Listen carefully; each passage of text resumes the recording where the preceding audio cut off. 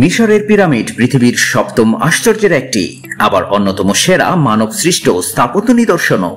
এর চেয়ে জটিল কোনো শিল্পকর্ম এখন অবধি কেউ সৃষ্টি করতে পারেনি।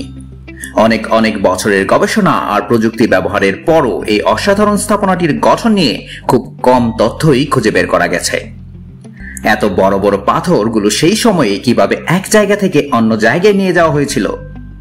৫,০০০ বছর আগে ৭০ টনেরও বেশি ওজনের পাথর ৫০ তলা বিল্ডিং এর সমান উচ্চতায় কিভাবে উঠল, যা বর্তমানেও ২০ টনের বেশি এত উচ্চতায় ওঠানো অসম্ভব? কোন অদ্ভুত পদার্থ দিয়ে তৈরি সিমেন্টের ব্যবহার করা হয়েছিল, আর কিভাবেই বা এই পাথরগুলো এত উপরে তুলে স্থাপনাটি তৈরি করা হয়েছিল? কিভাবেই এই মিশরীয় পিরামিডগুলো তৈরি করা হয়েছিল? এমন হাজারো প্রশ্নের সব কটাই যেন রহস্য হয়ে রয়েছে। ধারণা করা হয় প্রায় ১০ থেকে ১৫ বছর সময় লেগেছিল এই পিরামিড বানাতে। এর গঠন এতই চমৎকার আর জটিল যে বর্তমান প্রযুক্তির প্রাচুর্যপূর্ণ সময়েও বিজ্ঞানীরা নিশ্চিতভাবে পিরামিডের গঠন কৌশল জানতে পারেননি। যা জানা যায় তা হলো, পিরামিড বানাতে যারা মজুরের কাজ করেছিল তারা সবাই শক্তিশালী আর খাঁটি মিশরীয় ছিল। কোনো সাধারণ মজুর বা রাজমিস্ত্রি নয়। প্রায় ১৪ থেকে ৪০ হাজারেরও বেশি মজুরের প্রয়োজন হতো পুরো স্থাপনার কাজ শেষ করতে। শুধুমাত্র গিজার গ্রেট পিরামিড নির্মাণে প্রায় ৩০ লাখেরও বেশি চুনাপাথরের ব্লক, ৮,০০০ টন গ্রানাইট, ৫ লাখ টনেরও মতো সিমেন্টের গুঁড়া ব্যবহার করা হয়েছিল বলে মনে করা হয়। কিভাবে এত বড় পরিমাণ জিনিস বয়ে আনা হয়েছিল সেই যুগে? যদি পাথরের খণ্ডগুলো ভরের কথা ভাবি বা ধরি, তবে কিছু কিছু পাথর খণ্ড ৭০ টনেরও বেশি, আর বেশিরভাগ পাথর খণ্ডের ভর ২.৫ টনের কাছাকাছি। এমনকি বর্তমান সময়ে স্থাপনার কাজে ব্যবহৃত ক্রেনগুলো ২০ টনের বেশি ভর নিতে পারে না। কিন্তু তারা কিভাবে ৭০ টনেরও বেশি ভরের পাথরগুলো নিয়ে কাজ করেছিল? যদিও মিশরীয় সভ্যতার লোকজন খুবই বুদ্ধিমান ছিল, তবু এত বিশাল কাঠামো তৈরি করা কোনোভাবেই সহজ কাজ ছিল না তাদের জন্য।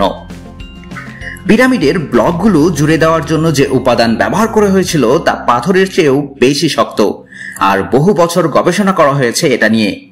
এই রাসায়নিক যৌগ আবার নতুন করে বানানো একেবারেই অসম্ভব।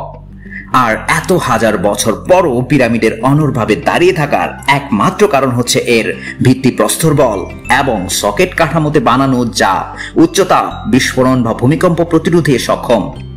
সেই সাথে মিশরীয় মরুভূমির প্রচন্ড তাপের মাঝেও পিরামিডের ভেতরের তাপমাত্রা পৃথিবীর স্বাভাবিক গড় তাপমাত্রার মতোই একদম অর্থাৎ ২০ ডিগ্রি সেলসিয়াসে থাকে। অসাধারণ এই অদ্ভুত পিরামিডগুলো নিয়ে জল্পনা কল্পনা তত্ত্ব বা ধারণার কোনো অভাব নেই। এত সব তথ্য আর ধারণার মধ্যে এটাও ধরা হয় যে ভিনগ্রহবাসীদের সহায়তাও ছিল পিরামিড তৈরিতে।